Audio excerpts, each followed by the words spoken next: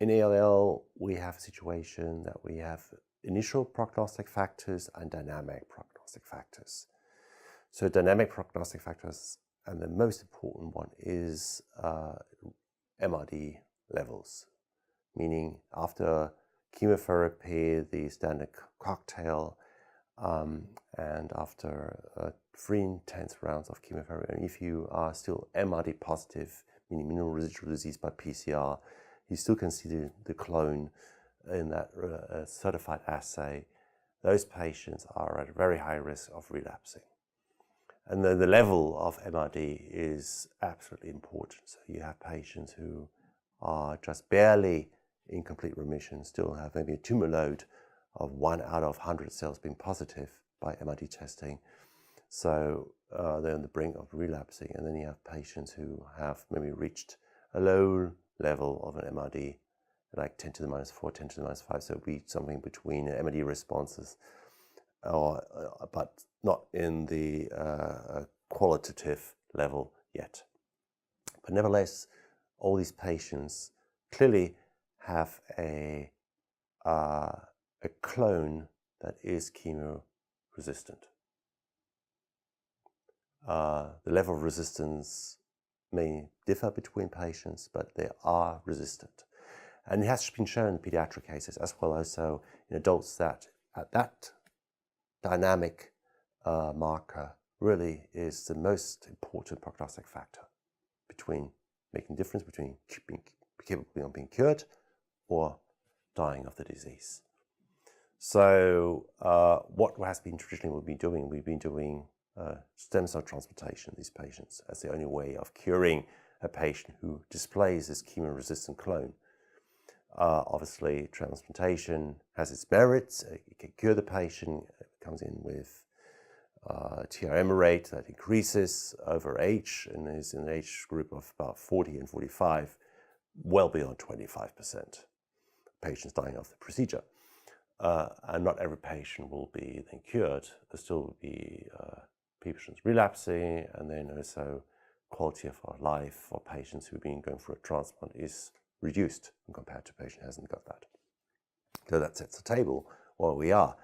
So Blinatumomab exploits a completely different mechanism of action. It really allows the immune system to recognize all cells which are CD19 positive and engaging T cells, every T cell, to kill off the leukemia. So the first trial was done almost 8 years ago, was published by us, showing that in this selective setting, selecting patients who are after frontline therapy remain still MRD positive or have a relapse on MRD level, that if you give them Blinatumomab as a 24/7 infusion over 28 days, there's a response, MRD response of 80% of these patients converting from MRD positive in MRD negative. And then if a patient went on to getting a transplant or not, these patients can be still cured with this situation. And the first trials showed about long-term survival rates of about 60% with this approach.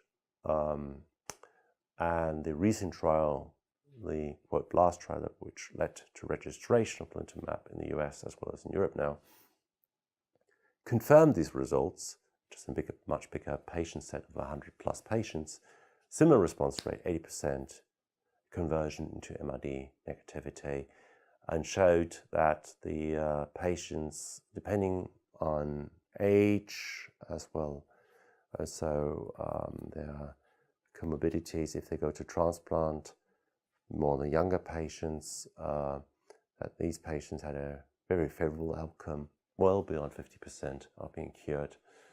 And for the elderly patient populations, it may be that they can also be cured too.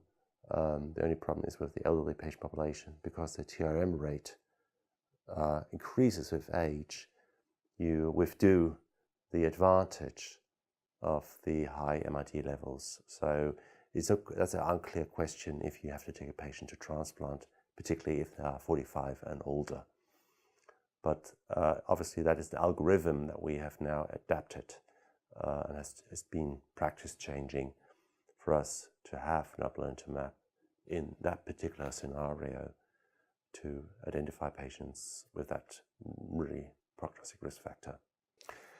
Well, the data or the trial has been practice changing.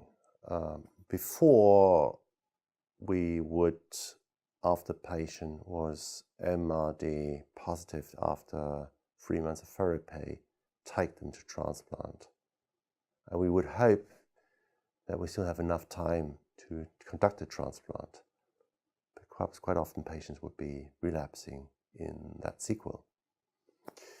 Now we have a situation where we can give a drug that controls that situation, prepares the patient well for a transplant, because quite often patients after 3 months of therapy, despite having ALL, they have come up with also ID problems that they have acquired through the therapy. They may have fungal infections. And if they have a situation where they're 2-3 months not receiving chemotherapy, but effective therapy for the ALL, it also helps them to resolve those ID problems, to put them in a better performance status for getting a transplant.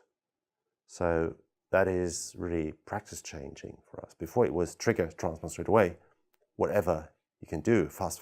Now we have time to actually prepare the patient properly, to do proper workup, to put the patient in a better position of going for transplant.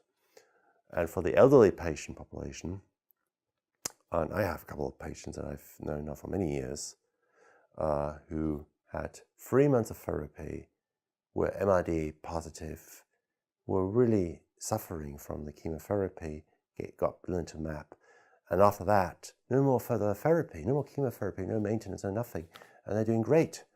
And so that's also, if you would put that in perspective for quality of life, a huge improvement for those patients. Apart from being, biggest thing, of course, being cured, most likely, but also really living a good lifestyle.